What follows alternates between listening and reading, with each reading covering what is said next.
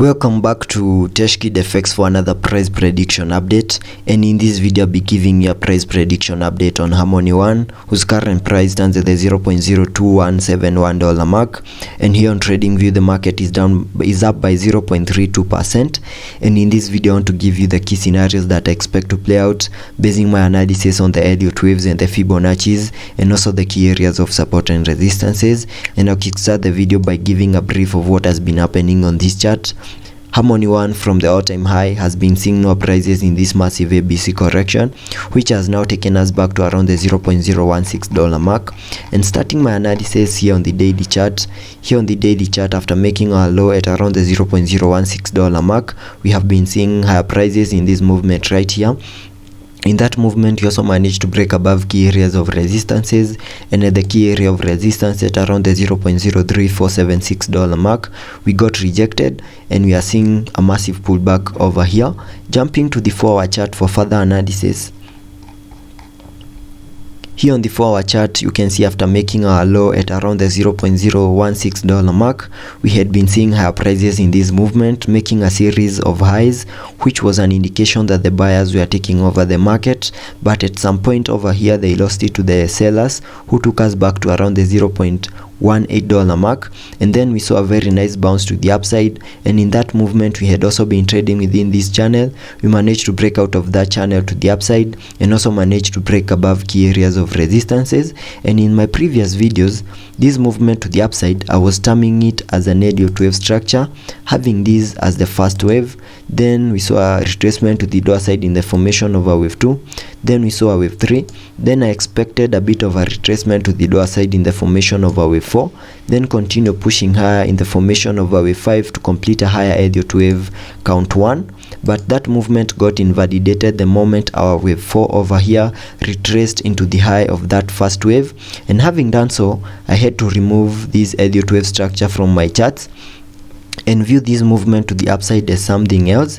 And the only way we can view this movement to the upside as is just a massive ABC corrective movement that was correcting that impulsive movement to the lower side that gave us a low at around the $0.016 mark.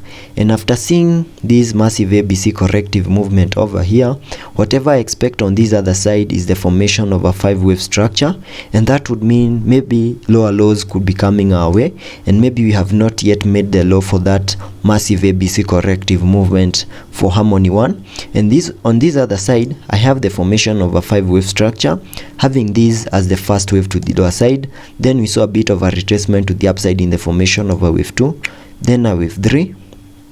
Then we saw a bit of a pump in the formation of a wave 4, then continued seeing lower prices in the formation of a wave 5 over here. And if I jump to the 4-hour chart so that these movements can be seen better, we have that Elliot wave structure like that here on the 1-hour chart. And if I get a little bit into the details of the formation of this fractal wave so that I can get the key scenarios that I expect to play out on this chart, after making the high for that second wave, we saw a bit of a retracement to the lower side in the formation of a third wave.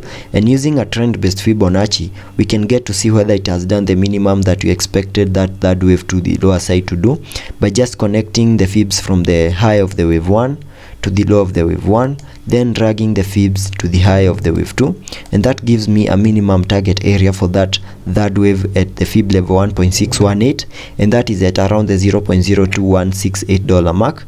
And you can see Harmony One respected that by going back to around the $0.021 mark, and we made our low for that third wave to the lower side at around the $0.18 mark.